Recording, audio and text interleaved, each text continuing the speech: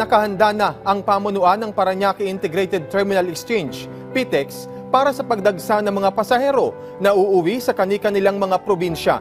Dagdag pa nila, wala na ring mga kanseladong mga biyahe ngayong araw. Si Luisa Erispe ng PTV sa Balitang Pambansa Live. Luisa? Alan, simula na ngayong araw ng pagdagsa ng mga pasahero dito sa Parañaque Integrated Terminal Exchange para nga sa Undas. Para naman o sakali namang ma-fully book ang mga biyahe ay nakahanda na dito ang terminal. Umaga pa lang, wala nang humpay ang pagdating ng mga pasahero sa PITX. Katunayan, kung ikukumpara kahapon at mula noong October 28, mabilis na umaakyat ang bilang ng mga dumarating sa terminal na as of 9 a.m. pa lang ay nasa higit 37,000 na katao na. Ayon sa pamunuan ng PITX, ngayong araw talaga inaasahan ng totoong dagsa ng mga pasahero. Bukod kasi sa ginawa na lang half day ang pasok ngayong araw, tuwing bisperas talaga ng Undas, maraming nagmamadali na makauwi sa kanilang mga probinsya.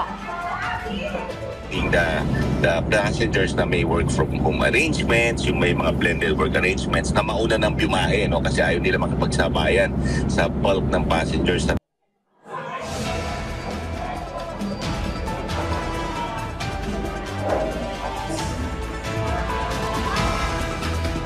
Alan, ngayong araw din kasi ay wala ng kanseladong biyahe tulad ng mga biyaheng pa Bicol Region na lahat ng kalsada ay passable na. Kaya ngayon talaga maraming mga pasahero na inaasahang babiyahe papunta sa naturang rehiyon. Tulad na lang ni Tatay Manuel na maswerte umano ngayong araw na sumakto na ang nabook niyang ticket.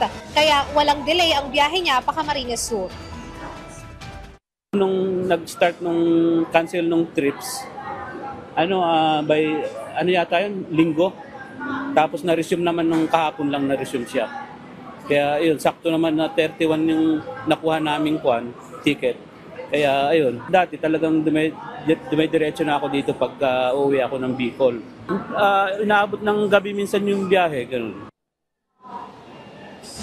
Alan, sa ngayon wala pang fully booked na biyahe at marami pa silang ticket na available para sa mga nais mag-walk-in na pasahero. Handa naman silang magdagdag ng bus sakaling kulangin pa rin ang biyahe.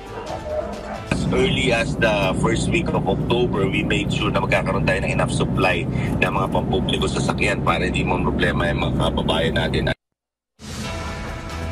Alang sa kabila naman ng maraming tao nga na dumarating dito sa Parañaque Integrated Terminal Exchange ay wala namang mga naitatalang untoward incident. Pero ayon sa mga pulis na nakausap natin kanina ay may mga nag-report na sa kanila noong mga nakaraang araw na may nangyaring nakawan o nawalan ng mga gamit. Kaya naman patuloy nilang paalala sa mga pasahero na pupunta dito na ingatan yung kanilang mga bagahe at kung maaari din ay wag nang magdala ng mga ipinagbabawal na gamit tulad na lang ng matutulis na gamit o di kaya ay posporo o lighter dahil yan ay nilang kukumpiskahin para na rin sa kaligtasan ng ating mga kababayan. Alan.